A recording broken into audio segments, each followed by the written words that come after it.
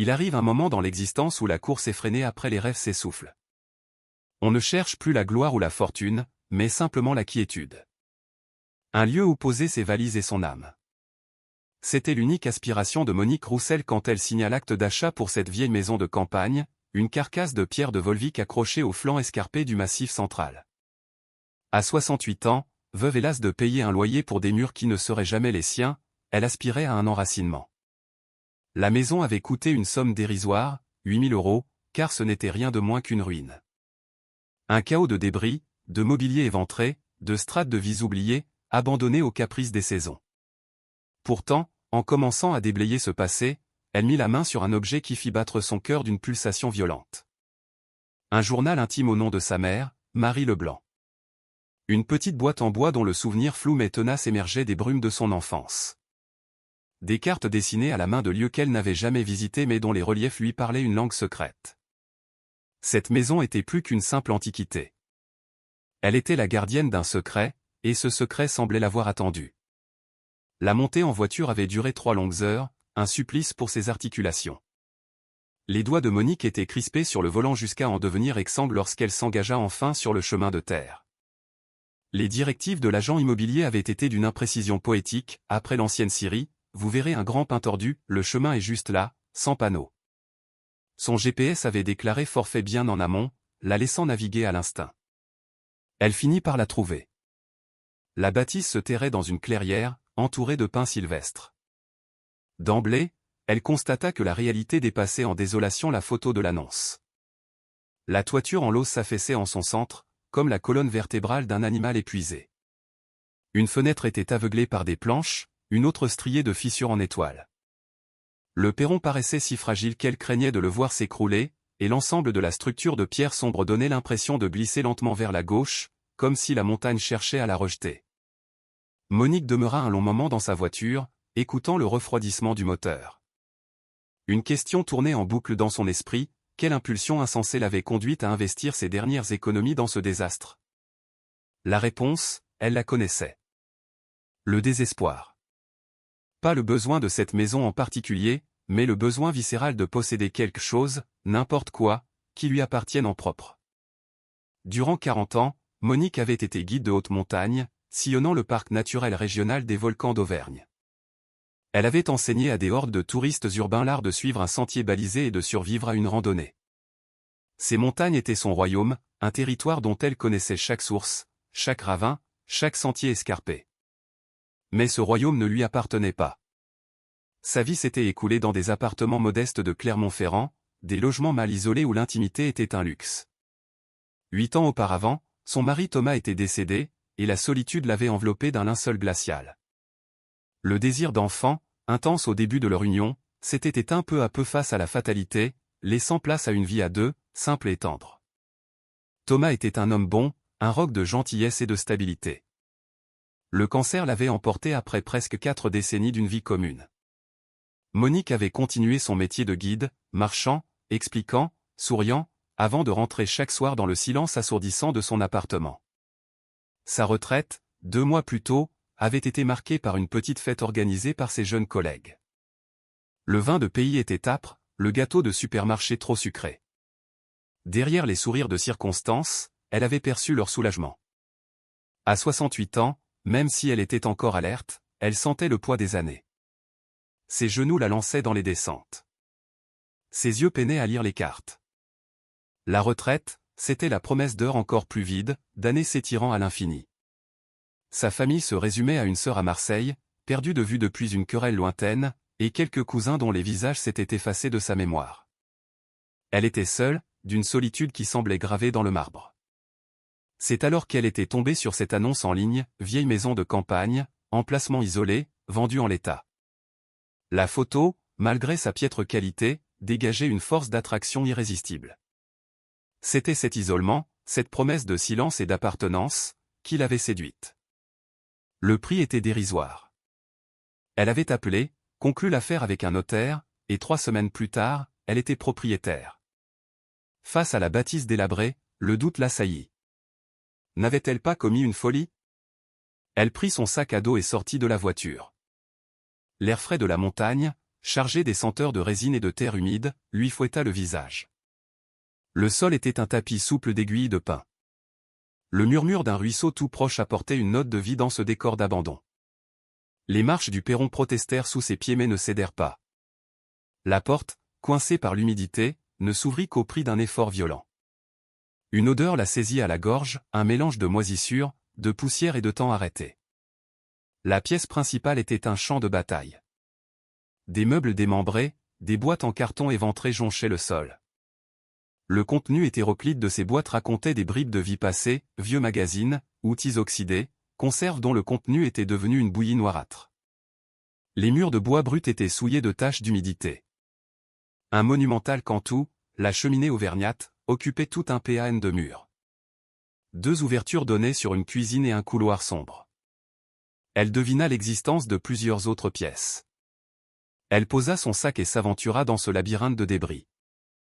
La cuisine était équipée d'un évier en pierre et d'une pompe à main. Une vieille cuisinière à bois gisait, la porte arrachée. Dans les placards, des journaux des années 50 servaient de linceul à des excréments de rongeurs. Les chambres étaient encore plus sinistres. L'une était condamnée par un amoncellement de vieilleries. Dans une autre, un matelas souillé reposait sur un sommier métallique rouillé. La dernière, plus petite, contenait une commode d'enfant et un rocking chair aux patins brisés.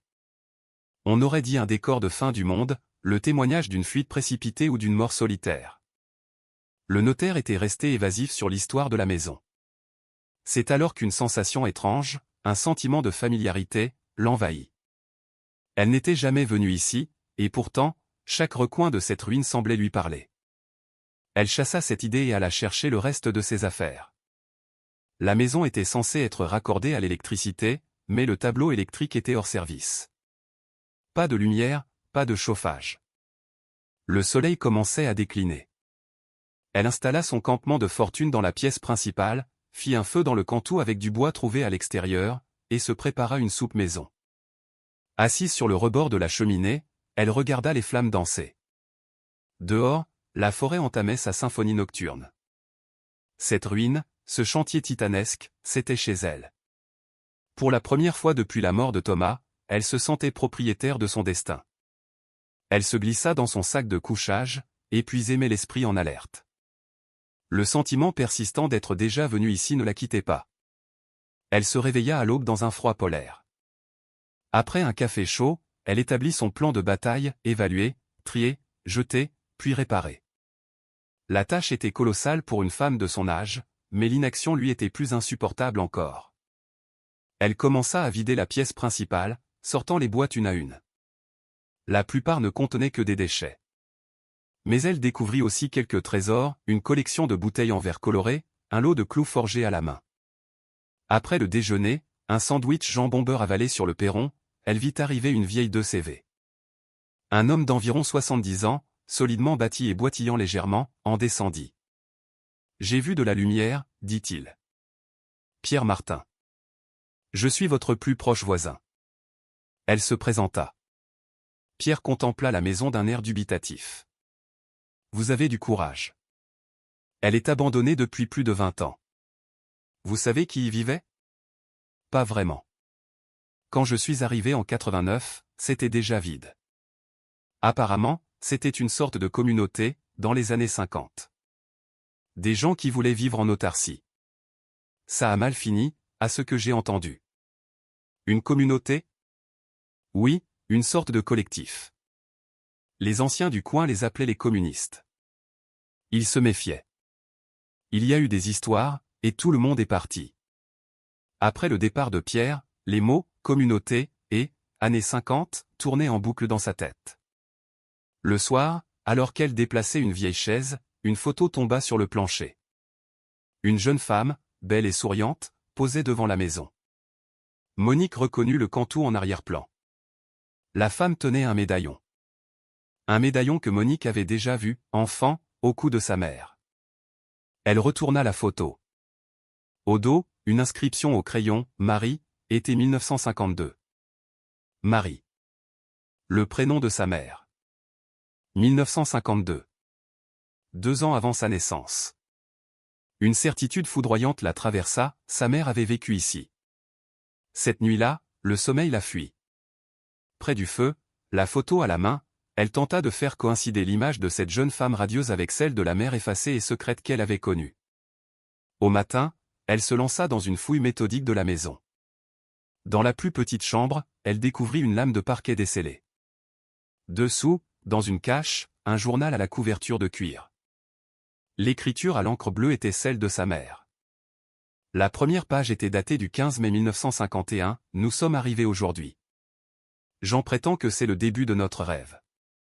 Je veux tant le croire. Monique, assise à même le sol, se plongea dans la lecture. Les premières pages débordaient d'enthousiasme. Sa mère décrivait la vie au sein du collectif, leur projet d'autosuffisance. Un prénom revenait sans cesse, celui de Jean, nimbé d'un amour qui transperçait les pages. Jean m'a montré l'emplacement de notre future maison. Il a dit que nos enfants y grandiraient libres. Je n'ai jamais été aussi heureuse. Mais le ton du journal s'assombrit progressivement. Des tensions apparurent au sein de la communauté. Puis, fin 1952, la menace extérieure se précisa. Des agents de la Sûreté nationale commencèrent à leur rendre visite. Ils nous accusent d'être des communistes. Nous voulons seulement vivre en paix. Jean est inquiet. Nous le sommes tous. En mars 1953, l'angoisse était palpable. Marcel a eu une altercation avec les agents. Ils ont promis de revenir. J'ai peur. Je suis enceinte de 3 mois. J'ai peur pour notre bébé. Monique relut la phrase, le souffle court. Enceinte de 3 mois. Mars 1953. Elle calcula. Elle était née en janvier 1954. Ce bébé, c'était elle. Les pages suivantes avaient été arrachées. Le journal reprenait en janvier 1954, l'écriture paniquée. Ils sont revenus. Marcel est mort. Ils disent qu'il était armé. Jean a été arrêté. Les autres sont partis. Il faut que je parte aussi. Pour protéger le bébé. La dernière entrée était datée d'une semaine plus tard. Je m'en vais aujourd'hui. Jean est toujours détenu. J'ai caché ce que j'ai pu. Peut-être qu'un jour, elle trouvera. Peut-être qu'elle comprendra. Pardon, mon enfant. Pardon. Le monde de Monique bascula. L'homme qu'elle avait toujours considéré comme son père, Michel Roussel, n'était qu'un substitut. Son vrai père s'appelait Jean. Il avait été arrêté. Sa mère avait fui, emportant avec elle son secret et son enfant. Elle avait trouvé le journal. Et avec lui, un abîme de questions. En refermant le journal, une carte dessinée à la main glissa des dernières pages. Elle représentait les environs de la maison, avec plusieurs points marqués. L'un d'eux, un cercle, était appuyé avec une telle force que le papier était presque percé. Elle le localisa sur ses propres cartes, à 3 kilomètres de là, plus haut dans la montagne. Le lendemain, elle entreprit l'ascension. Elle atteignit une prairie d'altitude et se dirigea vers un chaos de rochers. Dans une anfractuosité, à l'abri des intempéries, elle découvrit une boîte en métal rouillé. À l'intérieur, un paquet de lettres. Pour Marie. Elle défit la ficelle qui les liait et lut la première, datée de juin 1951. Ma chérie, je bâtis notre nid. J'ai hâte que tu le découvres. La signature était un simple « J. Jean ». Assise au milieu des fleurs sauvages, elle découvrit l'histoire d'amour de ses parents. Jean était charpentier. Idéaliste, amoureux de la nature, il écrivait à Marie avec une passion et une tendresse qui bouleversèrent Monique. La dernière lettre, de décembre 1953, était un message d'espoir et de résistance. N'aie pas peur, mon amour. Nous sommes dans notre droit. Nous surmonterons cette épreuve. Ensemble. Pour notre enfant. Je t'aime. J. Mais l'épreuve les avait brisés. Le lendemain, Monique se rendit à Salaire, le bourg le plus proche. À la bibliothèque municipale, une pièce unique gérée par une certaine Geneviève, elle consulta les archives de la presse locale sur microfiche. Elle finit par trouver un entrefilet daté du 15 janvier 1954, drame dans une communauté isolée, un homme abattu. L'article relatait la mort de Marcel Morel et mentionnait l'interpellation de plusieurs membres, dont un certain Jean Dubois. Jean Dubois. C'était son nom. L'article ne disait rien de son sort. En sortant, un vieil homme l'aborda. « Vous vous intéressez à la commune ?» Mon père était l'un des gendarmes de l'époque. Je m'appelle Georges Simon. Dans le bistrot du village, Georges lui livra la vérité. C'était l'époque de la chasse aux sorcières. La communauté avait été dénoncée. Marcel Morel était une tête brûlée. La fusillade était une bavure. Et Jean Dubois ? Demanda-t-elle. Qu'est-il devenu ? Ils l'ont gardé quelques semaines, puis ils l'ont relâché. Il n'avait rien à lui reprocher. Relâché. Le mystère s'épaississait. De retour à la maison, elle força un placard et découvrit un grand registre. Il contenait les comptes du collectif et la liste de toutes les familles, Dubois, Morel, Mercier, Morin, Lebrun, Kowalczyk, Dupont. À côté du nom de Jean Dubois, une mention, et Marie Leblanc. Elle commença des recherches en ligne. Une nécrologie de Martin Mercier mentionnait sa fille, Simone, qui vivait à Lyon. Elle l'appela. Simone, une femme de près de 80 ans, se souvenait. Jean était un homme bon. Marie était si douce. Elle attendait un bébé. Je me souviens de la nuit de la rafle, c'était terrifiant. Mais elle ignorait ce qu'il était advenu de Jean. Il paraît qu'il est resté dans la région. Monique explora ensuite le grenier. Elle y trouva un cheval de bois, magnifiquement sculpté. Une inscription y était gravée, pour Claude. Noël 1952. Avec tout mon amour, Jean Dubois. Le soir, Pierre Martin passa lui apporter un pot-au-feu. Elle lui raconta ses découvertes. Attendez, dit Pierre. Il y avait un vieil ermite qui vivait à quelques kilomètres d'ici. Il est mort il y a une dizaine d'années. Il s'appelait Dubois. Jean Dubois. Le cœur de Monique manqua un battement. C'était lui. Pierre l'emmena le lendemain à la cabane de l'ermite. À l'intérieur, tout un mur était tapissé de photos. Au centre, une photo de Marie, tenant un nourrisson dans ses bras. Elle. Monique. C'était un mémorial. Jean avait passé sa vie ici, à quelques kilomètres de la maison de leur amour, entouré de ses souvenirs. Dans un tiroir, elle trouva des lettres qu'il avait écrites à Marie, toutes revenues avec la mention « destinataire inconnu ». Et enfin, une petite boîte contenant le fameux médaillon. À l'intérieur, les portraits miniatures de Jean et Marie, et une mèche de cheveux de bébé. Ses cheveux. Une gravure disait « Tout mon amour, toute ma vie ». J. Le chagrin, si longtemps contenu, la submergea. Son père l'avait aimée, cherché, attendu. En vain. De retour à sa maison, quelques jours plus tard, elle découvrit une autre cache sous une lame du perron. Une dernière lettre. De sa mère. Datée de 1960. Elle y expliquait sa peur panique, sa fuite, son mariage de raison avec Michel Roussel. Et la révélation finale, j'ai racheté la maison en 1985 pour toi. Mon notaire devait te contacter à ma mort. J'espère qu'il n'est pas trop tard pour que tu retrouves Jean. Dis-lui que je l'ai aimé jusqu'à mon dernier souffle. Le destin avait déjoué le plan de sa mère. Mais par une autre pirouette, il l'avait ramené ici. Cette maison lui était destinée. Elle regarda les visages de ses parents sur les photos qu'elle avait installées dans la pièce. Leur histoire n'était pas une tragédie. C'était une histoire d'amour inachevé. C'était à elle, leur fille, de l'achever. Le jour de ses 69 ans, elle se tint dans la chambre où elle était née. « Me voilà », murmura-t-elle. « Je suis rentrée. » Au printemps, elle reçut la visite de Claude Mercier, venu de La Réunion. Le petit garçon du cheval de bois était un vieil homme aux yeux clairs. Il lui raconta ses souvenirs d'enfance. En lui remettant le jouet, il lui dit « Votre père serait fier. Fier de vous. » D'autres descendants des familles du collectif vinrent lui rendre visite cet été-là. La maison de la solitude devint un lieu de mémoire vivante. Un soir de septembre, Monique contemplait le coucher de soleil depuis son perron. La maison était sauvée. Le jardin renaissait. Elle était chez elle. L'histoire de ses parents avait été brisée par la peur et l'injustice. Mais leur amour avait survécu, et elle en était la preuve vivante. Elle était Monique Dubois-Roussel, fille de la montagne. Et pour la première fois de sa vie, elle était en paix.